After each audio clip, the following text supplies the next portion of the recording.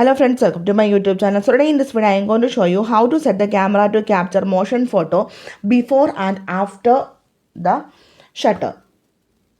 Open the camera. First of all, we need to enable the motion photo. So on the top side you can see this is the motion photo icon. Now this is already enabled.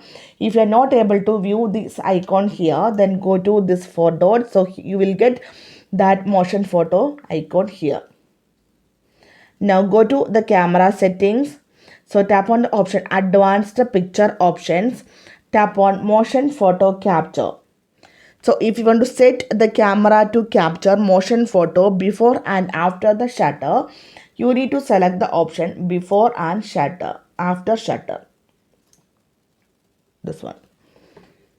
So simply in this way we can set the camera to capture motion photo before and after the shutter. So hope you guys enjoyed this video. Thank you for watching. Thank you. Bye-bye.